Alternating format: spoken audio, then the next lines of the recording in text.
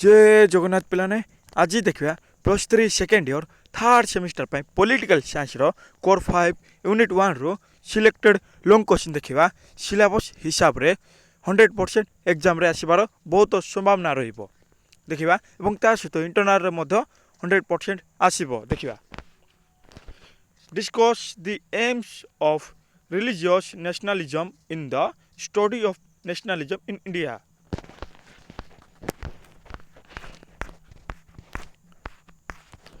भारत में जातीयता अध्ययन पर धार्मिक जातीयतावाद आभिमुख्य संबंध में आलोचना कर। इम्पोर्टाट क्वेश्चन पिलाने धार्मिक जातीयतावाद बा रिलीजियस नेशनलिज्म जातीयतावाद को एक धार्मिक स्वरूप भाव देखे जातीयतावाद को गोटे धार्मिक स्वरूप भाव देखि थाए। यही आभिमुख्य अनुजाई एक जनमत किंबा देशर एकता चिन्हट धर्म उपर निर्भर करे।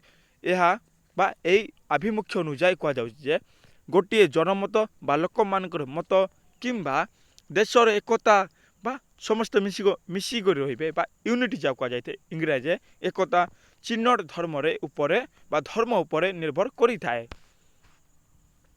भारत में यही धारणा दुई प्रमुख बाद रूपे विकास पाई। भारत में यही धारणा दुई प्रमुख बाद रूपे विकास पाई से गुड़िक है हिंदू जातीयतावाद और ता सहित मुस्लिम जातीयतावाद।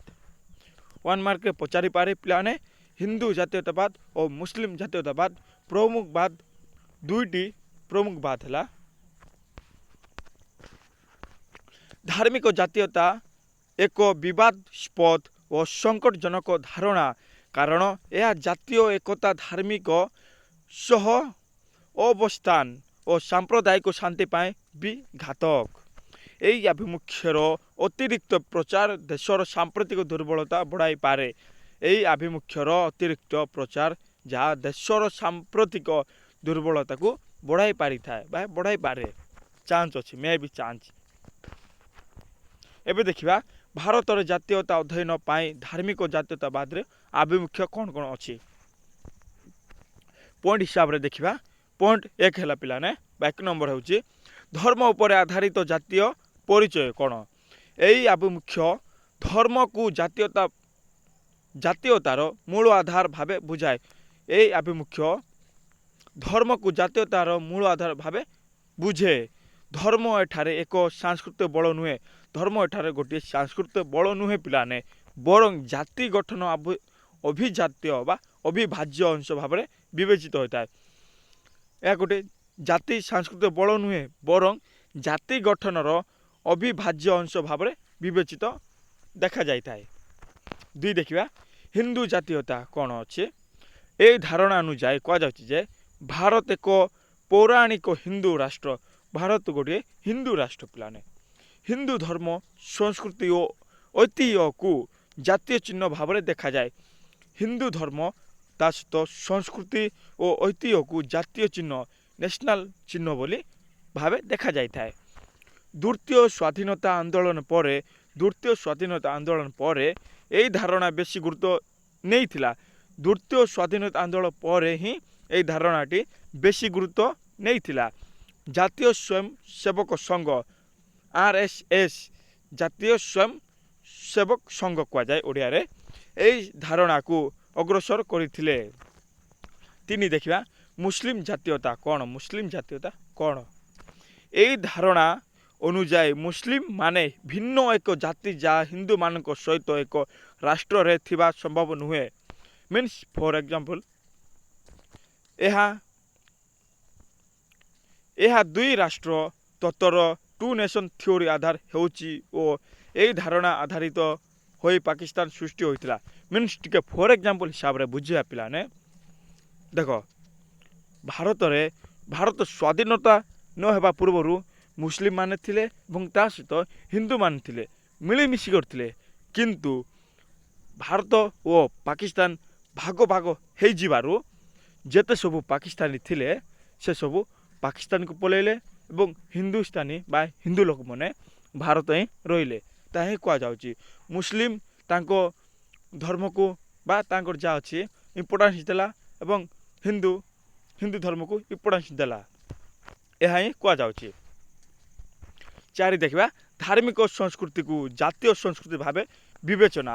ଧର୍ମୀୟ ଉତ୍ସବ ଆଚାର ରୀତିନୀତି ଓ ଭାଷାକୁ ଜାତୀୟ ଉପଲବ୍ଧି ଭାବରେ ବିବେଚିତ କରାଯାଏ। 5 ଦେଖିବା ଅନ୍ୟ ଓ ସମ୍ପ୍ରଦାୟକୁ ଅସ୍ୱୀକୃତି ଓ ବିଭାଜନ। ଅନ୍ୟ ଓ ସମ୍ପ୍ରଦାୟକୁ ଅସ୍ୱୀକୃତି, ସ୍ୱୀକୃତି ମିନ୍ସ ନାହିଁ, ଅସ୍ୱୀକୃତି ଓ ବିଭାଜନ ଏହି ଧାରଣା ଆଧାରିତ ଜାତୀୟତା ପ୍ରାୟତଃ ଅନ୍ୟ ଧର୍ମାବଲମ୍ବୀଙ୍କୁ ବାହାର ଭାବରେ ଦେଖେ, ଯାହା ସାମ୍ପ୍ରଦାୟିକ ବିଭାଜନ ବଢ଼ାଏ। ମିନ୍ସ କହୁଛି ପିଲାମାନେ ଏହି ଧାରଣା ଆଧାରିତ ଜାତୀୟତା ପ୍ରାୟତଃ ଅନ୍ୟ ଧର୍ମ ଅବଲମ୍ବୀଙ୍କୁ ବାହାର ଭାବରେ ଦେଖିଥାଏ, ଯାହା ସାମ୍ପ୍ରଦାୟିକ ବିଭାଜନ ବଢ଼ାଏ, ଯାହା ସାମ୍ପ୍ରଦାୟିକ ବିଭାଜନ ବା ଭାଗ କରିବାରେ ବଢ଼ାଇଥାଏ। 6 ଦେଖିବା ଧର୍ମ ଓ ରାଷ୍ଟ୍ର ମିଶ୍ରଣ। ଧର୍ମ ଓ ରାଷ୍ଟ୍ର ମିଶ୍ରଣ କ'ଣ? ଧାର୍ମିକ ଜାତୀୟତାବାଦ ରାଷ୍ଟ୍ର ଗଠନକୁ ଏକ ଧର୍ମ ଉପରେ ଆଧାର କରିବାକୁ ଚାହିଁଥାଏ। ମିନ୍ସ କହୁଛି ପିଲାମାନେ ଧାର୍ମିକ ଜାତୀୟତାବାଦ ଯାହା ଅଛି ରାଷ୍ଟ୍ର ଗଠନକୁ ଏକ ଧର୍ମ ଭାବରେ ବା ଧର୍ମ ଉପରେ ଆଧାର କରିବାକୁ ଚାହିଁଥାଏ, ଯାହା ସେକୁଲାର ଚିନ୍ତାଧାରାକୁ ଅବହେଳା କରିଥାଏ। ସେକୁଲାରିଜମ୍ ଯାହା କୁହାଯାଏ, ଧର୍ମ ନିରପେକ୍ଷ ଯାହା କୁହାଯାଇଥାଏ।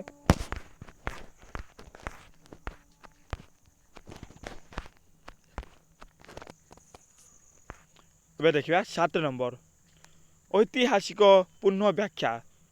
ଏହି ଆଭିମୁଖ୍ୟ ଏକ ବିଶିଷ୍ଟ ଧର୍ମ ଆଧାରିତ ଐତିହାସିକ ଘଟଣାବଳୀକୁ ପୁନଃ ଅନ୍ୱେଷଣ କରିବା, ଆଉଥରେ ବ୍ୟାଖ୍ୟା କରି ରାଷ୍ଟ୍ର ଗଠନ ଆଧାର ଭାବେ ଚିହ୍ନଟ କରିଥାଏ। 8 ଦେଖିବା ଧର୍ମୀୟ ସଂଗଠନର ଭୂମିକା କ'ଣ?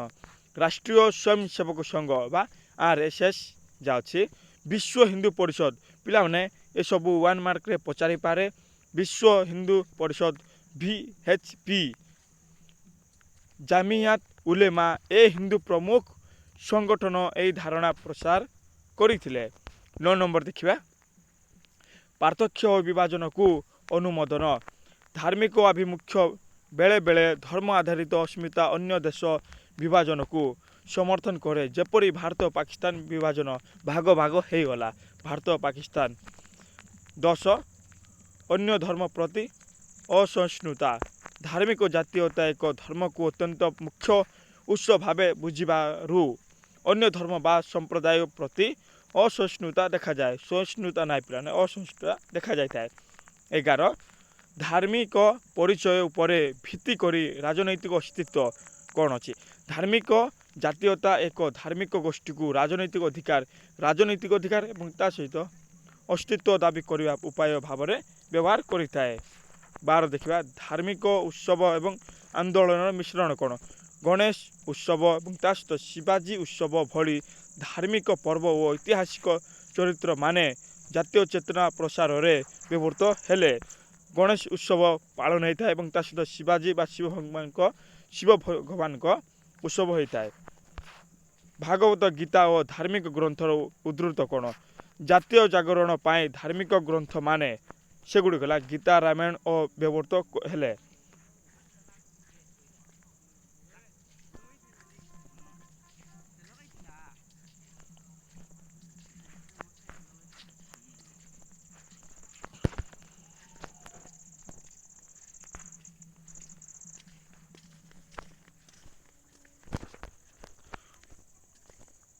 ଚଉଦ ନମ୍ବର ଦେଖିବା ପିଲାମାନେ ସେକୁଲାରିଜମ୍ କ'ଣ?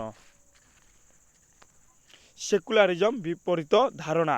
ଧାର୍ମିକ ଜାତୀୟତା ଦୃଷ୍ଟିକୋଣ ସେକୁଲାର ମୂଲ୍ୟବୋଧ ପାଇଁ ଆଘାତ ସିଦ୍ଧ ରୂପେ ବିବେଚିତ ହୁଏ। ଆଘାତ ବା ଜଣକୁ ଆଘାତ ଦେଇଥାଏ ବା ଦୁଃଖ ଦେଇଥାଏ, ସେ ରୂପରେ ବିବେଚିତ ହୋଇଥାଏ। 15 ନମ୍ବର ଦେଖିବା ଧାର୍ମିକ ଦ୍ୱନ୍ଦ୍ୱ ଏବଂ ଦେଶ ବିଭାଜନ। ଏ ଦୃଷ୍ଟିକୋଣ ମଧ୍ୟରେ ଧର୍ମ ଆଧାରିତ ଦ୍ୱନ୍ଦ୍ୱ ଓ ଏକତାର ଅଭାବ ଦେଖାଯାଇଥାଏ। ଏହି ଦୃଷ୍ଟିକୋଣ ମଧ୍ୟରେ ଧର୍ମ ଆଧାରିତ ଭିତରେ ଦ୍ୱନ୍ଦ୍ୱ ହୋଇଥାଏ ପିଲାମାନେ, ଯାହାକି ହିନ୍ଦୁ ଓ ମୁସଲିମ ଭିତରେ ଦେଖା ଦେଇଥାଏ। ଫର ଏକ୍ଜାମ୍ପଲ ବୁଝିବା ପାଇଁ ଗଲେ ଓ ଏକତାର ଅଭାବ ଦେଖାଯାଇଥାଏ। जहाँ 1947 देश विभाजन को जहाँ 1947 भाग भाग हो जाता पिलाने भारत और पाकिस्तान ताही कहुच्छे उत्प्रेक्षित कला। 16 देखा नूतन नागरिकता धारणा प्रभावित कौन धार्मिक आभिमुख्य आधुनिक नागरिकता विचारधारा को पछको ठेली दिए मीन्स कौच पिलाने धार्मिक आभिमुख्य जहाँ अच्छी आधुनिक नागरिकता विचारधारा को पछको ठेली दे थाए एवं सांप्रदायिकता बढ़ाए और सहित सांप्रदायिकता बढ़ाई थाए। यह थिला पिलाने selected long question political science core 5 unit 1 रु मु भाबुची आपण बुझी पारथिबे। ए वीडियो को 2 ରୁ 3 थर वाच करंतु एवं शेष पर्यंत देखंतु ता सहित ए वीडियो को सब्सक्राइब कर दिंतु एवं अपन फ्रेंड्स को शेयर करंतु। जय जगन्नाथ।